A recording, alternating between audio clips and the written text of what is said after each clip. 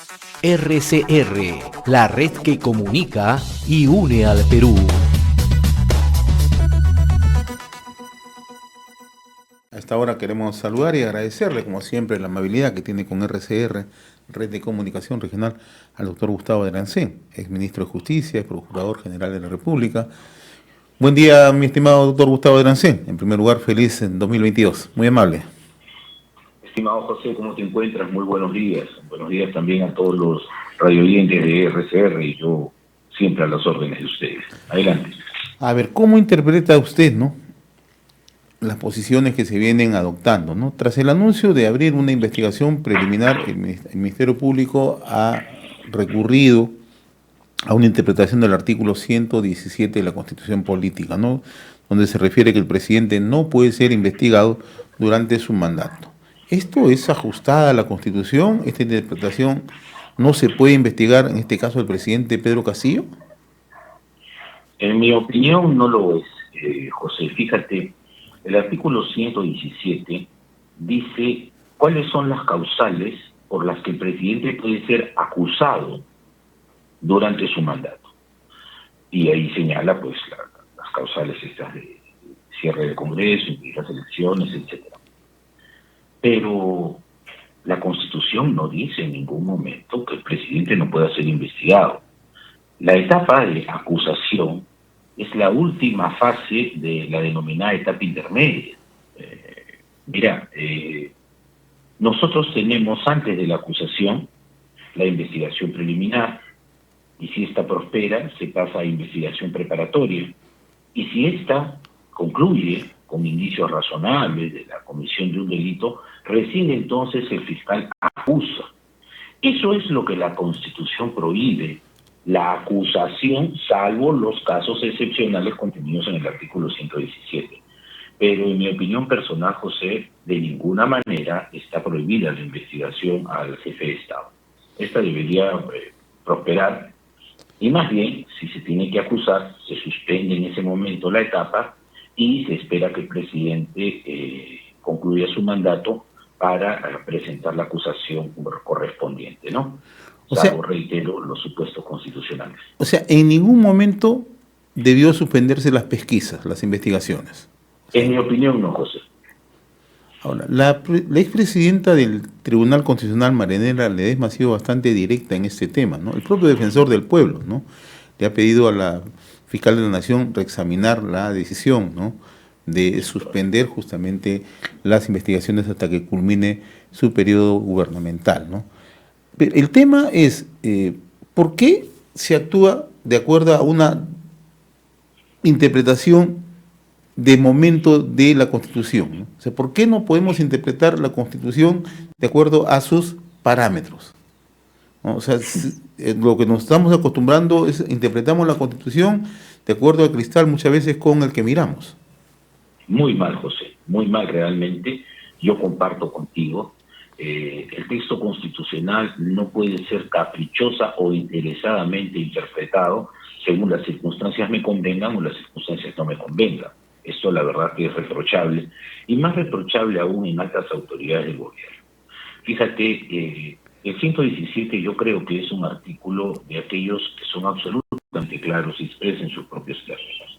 No veo yo razón alguna por la cual de manera antojadiza se hagan interpretaciones sobre este texto. Y lo que es más, José, me parece recordar que en situaciones anteriores, y ya ha ocurrido que los presidentes en funciones son investigados, y se suspende en ese momento la investigación porque no se le puede acusar, salvo las causales contenidas en el 117.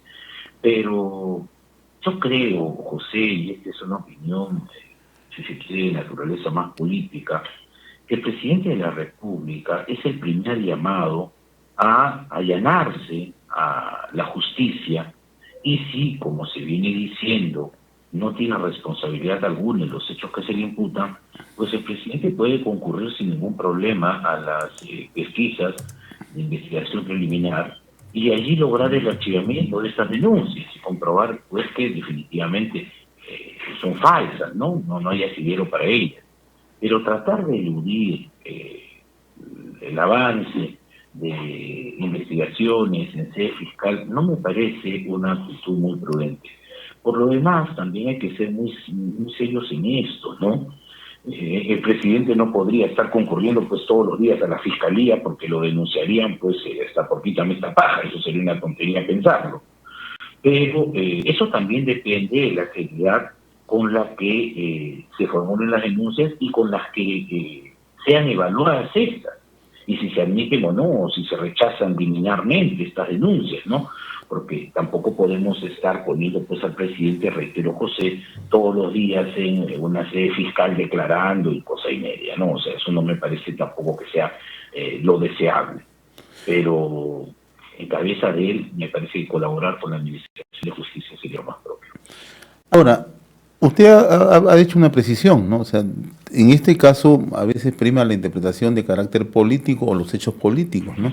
Lo que hemos visto, doctora Erancén, en las últimas semanas es una serie de, primero, afirmaciones, ¿no? Van a entregar las pruebas. Lo dijo la propia presidenta del Consejo de Ministros el 1 de diciembre, ¿no? El presidente se ha comprometido a entregar la relación o los nombres de las personas que visitaron la casa de Zarratea. Días después, argumentó que eso ya estaba siendo visto por Secretaría de la Presidencia de la República, ¿no? Luego salió con otra argumentación, ¿no? Que ya eso estaba en manos, ¿no?, del propio gobierno, y hace unos días lo que ha esgrimido es que como ahora el presidente tiene una defensa legal, la defensa legal tiene que dar la respuesta. Ayer hemos escuchado una conferencia de prensa muy accidentada, ciertamente, ¿no?, porque hay una negativa permanente de la defensa del presidente de la República, ¿no? Usted es jurista, ha sido ministro de Justicia, ¿no? Este accionar del presidente, en realidad, ¿lo empodera o lo aleja justamente de eso que él tanto dice, ¿no?, de la población, del pueblo? A ver, yo creo que hay un problema de comunicación en las altas esferas del Poder Ejecutivo, porque efectivamente, José, nosotros, todo el país escuchó a la presidenta del Consejo de Ministros manifestar que todas las pruebas iban a ser entregadas, etcétera, ¿no?, y que había plena voluntad de colaborar. Sin embargo, con gran sorpresa para todos, escuchamos de ella decir que ya todo estaba en manos de la defensa del presidente y que la estrategia de defensa la dirigía su abogado, ¿no?, y no ella, y que si esto era lo que habían creído conveniente, es decir, no entregar nada, así ocurriría. Flaco favor le hace una decisión de esta naturaleza cuando lo que se pide a las altas autoridades del gobierno es transparencia y rendición de cuentas de sus actos públicos, de sus actos políticos. Y lo ocurrido en Breña, en la casa de Quirón Zarratea, la verdad deja mucho que desear y se contrapone a la transparencia que se le exige al presidente de la República en todos sus actos. El presidente no tiene actos privados, el presidente encarna a la nación, entonces todo lo que hace debe ser público, transparente y, si tú lo quieres ver así, José, prístino. Yo no creo realmente, y con eso respondo a la última parte de tu pregunta, que estas actitudes lo acerquen más al pueblo. Yo creo que el pueblo empieza a tener algunas dudas por conductas como estas que se oponen a la transparencia. El otro tema que ha generado en los últimos días también ya posiciones, ¿no? El ministro de Justicia deslizó, ¿no?, la posibilidad de revisar la designación del Procurador General de la República, el doctor Daniel Soria, ¿no? En momentos en que el procurador naturalmente tiene una posición, ha exigido una investigación, en su momento ha pedido incluso la relación de las personas que llegaron hasta el domicilio de Zarratea, ¿no? Ayer la ministra Vázquez ha dicho que el gobierno no va a actuar de manera represiva, ¿no?, y que no se va a retirar al procurador. Pero todo esto genera toda una sombra de dudas, ¿no? Tanto es así que hoy el diario El Comercio, en su portada, lo que dice que alrededor de 60 procuradores rechazan la injerencia del Ejecutivo, ¿no? O sea, estamos en una situación, digamos así, de total desorden, de total descrédito, y donde Nuevamente volvemos a la escopeta de los dos cañones, ¿no? O sea, un día apunto de una manera y el otro día apunto de otra manera, ¿no? Y a veces, José, el mismo día, por la Ya, mañana dicen una cosa y por la noche se les dice, mira, José, la declaración del señor ministro de Justicia en el sentido de revisar la carpeta de designación del Procurador General Soria, versus la declaración de la señora Presidenta del Consejo de Ministros que no lo van a remover, ya revela una vez más aquello del problema de comunicación al interior del Ejecutivo del que estábamos conversando hace un instante. Por otro lado, José, yo recuerdo, y seguramente tú, José, también, que cuando Soria fue designado Procurador General del Estado, inmediatamente lo que se cuestionó era el cumplimiento de un requisito fundamental para ejercer el cargo de Procurador General del Estado, esto es, trayectoria en el sistema de defensa jurídica del Estado. Y la trayectoria en el sistema de defensa jurídica del Estado se acredita habiendo sido procurador especializado o habiendo sido procurador ad hoc o siendo abogado de la Procuraduría. El procurador Soria, hasta la fecha, no ha demostrado cumplir ese requisito. Y me acuerdo que en aquel momento lo que se dijo era que él había trabajado en la Defensoría del Pueblo y que allí había llevado procesos constitucionales, etcétera. Pues sí, seguramente muy honroso y seguramente lo hizo muy bien, pero la ley no dice que tengas experiencia en la Defensoría Pública. La ley expresamente indica que tienes que tener experiencia, trayectoria en el sistema de defensa jurídica del Estado, y reitero, José, hasta la fecha el Procurador General Soria no lo ha acreditado. Esa puede ser una razón para revisar su designación, efectivamente puede ser una razón para revisarla. Pueden encontrar que el Procurador Soria no acredite esta condición y en consecuencia podría ser removido por una de las causales que la propia ley establece para generar su vacancia. Pueden recurrir a una nulidad de oficio, también podrían recurrir a una nulidad de oficio de ese acto administrativo que fue inválido en su origen. Entonces podrían ocurrir varias cosas, José, allí, inclusive, si se llega a comprobar que este requisito no se cumplió y él ejerció el cargo, podría ser hasta objeto del propio procurador Soria de sendas denuncias penales, ¿no? Entonces, allí, por ejemplo, habría que darle una cuota a favor al ministro de Justicia si lo que pretende es revisar. Ahora, lo que hay que preguntarnos, José, es sobre la oportunidad de hacerlo o no. Ya he visto que el congresista Cueto ha anunciado que el ministro de Justicia va a ser llamado al Congreso precisamente por este tema. Entonces el ministro de Justicia tendrá que evaluar si continúa adelante con su pretensión de revisar la carpeta de designación de Soria y si eventualmente encontrase alguna deficiencia, destituirlo en el cargo. Tendrá que evaluar las consecuencias políticas de esa decisión frente a un Congreso que, como ya sabemos, tiene un abierto encono con el Poder Ejecutivo en este momento, ¿no? estamos dialogando con el doctor Gustavo Derancén, ex ministro de Justicia, ex procurador de la República. Usted se ha desempeñado como Procurador General de la República, ¿no? En este caso, el doctor Soria está actuando dentro del marco de la ley cuando le exige al presidente de la República o a los responsables, ¿no?, la información pertinente para el inicio de las investigaciones. Yo no veo ninguna deficiencia en esta solicitud que ha hecho Soria y en la eventual posibilidad de que Soria denuncie al presidente de la República. Lo que es sorprendente es que Soria fue designado por el tristemente célebre Vizcarra y nunca lo denunció.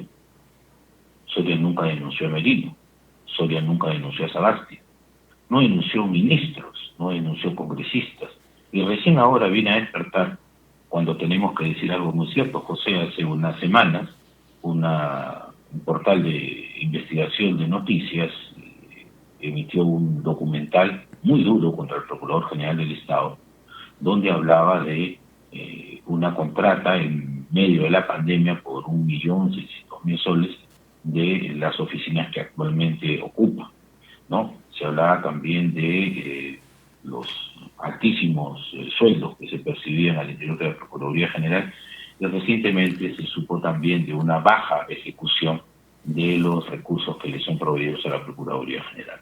Entonces, coyunturalmente se cuestiona su eficacia al frente de la Procuraduría General y de pronto reactivamente se ve que interviene en esta primera denuncia contra el presidente Castillo, ¿no? Todo muy oportuno, ¿no? José, ya estamos grandes, aquí no hay casualidades, ¿no? Y cabe preguntarse, José, ¿el Poder Ejecutivo estaría pensando en revisar la carpeta de Soria si Soria no hubiera iniciado estas investigaciones contra el presidente, estos pedidos de información, etcétera? Seguro que no. Pero bueno, ya las cosas se encuentran en el estado en que las conocemos y seguramente en los próximos días vamos a tener un desenlace de todo esto, ¿no? ¿Qué es lo más aconsejable que tendría que hacer el presidente en estos momentos ya en el marco jurídico? ¿Seguir evitando la justicia o tratar de transparentar, ¿no?, los hechos? Yo creo que debería tratar de colaborar con la Administración de Justicia, él sobre todo, que es el presidente. Eso garantizaría el cumplimiento del principio de transparencia, rendición de cuentas de la más alta autoridad del gobierno, y por otro lado, fortalecería con su presencia ante las autoridades de justicia la importancia, ¿no?, la relevancia que el sistema de justicia merece, ¿no? Esto es colaborar, es lo que le corresponde, en mi opinión, y es lo que reflejaría para el pueblo que tanto menciona un acto de inocencia tácita. No tengo nada que temer, no he hecho nada malo, me acerco yo a la Administración de Justicia y colaboro con ellos, y estoy seguro que se va a archivar de inmediato la denuncia, ¿no? Eso sería lo más aconsejable, en mi opinión.